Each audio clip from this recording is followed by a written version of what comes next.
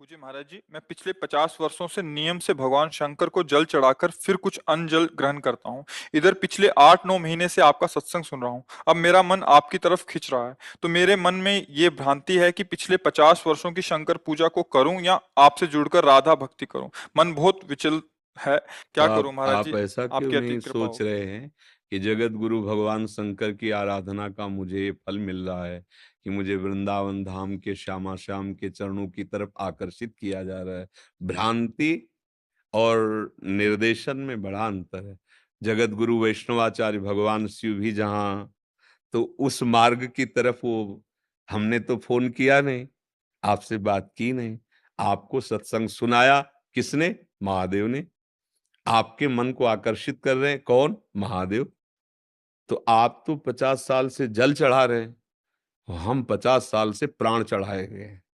प्राण, और घसीट करके मुझे इस रस में डाल दिया। उनकी कृपा, महादेव की। हम तो काशी के घाटों में ही तो रहते थे, सन्यासी थे, अनन्य उपासक भगवान विश्वेश्वर विश्वनाथ महादेव जी के, और ये प्रेम रस प्रदान किया। भगवान शिव की कृपा से ही श्री हरि के चरणों का प्रेम प्राप्त होता है। भगवान शिव जिस पर कृपा करते, वही भगवान का प्रेमी बनता है। परम वैष्णवाचार्य भगवान शिव जी हर समय चरणामृत धारण करते। गंगा जी क्या है? हरि का चरणामृत है ना। गंगम वारि मनोहारि मुरारि चरणच्युतम त्रिपुरार शिरस्चारी।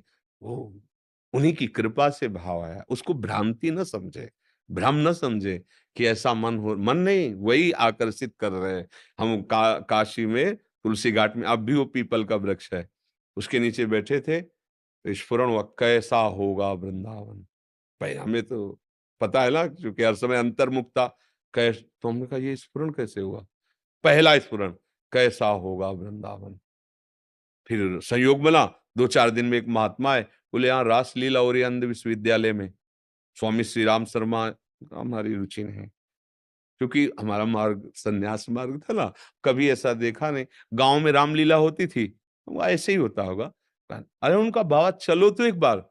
हमारे मन में आया कि भगवान प्रेरित कर रहे हैं कि चलो, अब संत रूप में कह रहे तो चलने में क्या है। तो गए। दिन में चैतन्य लीला और रात्रि में रास लीला, 1 महीना। अरे एक, अब दूसरे दिन कहा थोड़ी कि चलो। 1 महीना देखने के बाद रो पड़े कि अब हम जी नहीं सकते इसके बिना। ये किसने बदला हमारे चित्त को? तो श्री राम शर्मा उस समय तो प्रणाम किया, तो अरे बाबा मार दियो मार दियो, क्योंकि वो गृहस्थ वेश में, हम सन्यासी वेश में जब लौटे, तो हम कहा हमको अपने साथ रख लो, हम रोज रास लीला देखेंगे, जो आप कहोगे सेवा करेंगे। तो उनका बाबा साथ तो नहीं रख सकते, लेकिन एक बात कहो मानोगे?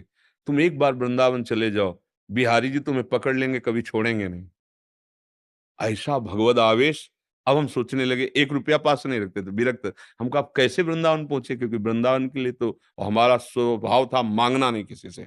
जो भगवान, तो एक भगत जी युगल किशोर नाम के वो परिचय में आते हैं, तो वहां कोई परिचय नहीं था, वो ऐसे ही एक दिन आए ऐसे, तो उनका बाबा सेवा, अगर आप हमको वृंदावन पहुंचा दें, बोले साथ चल के।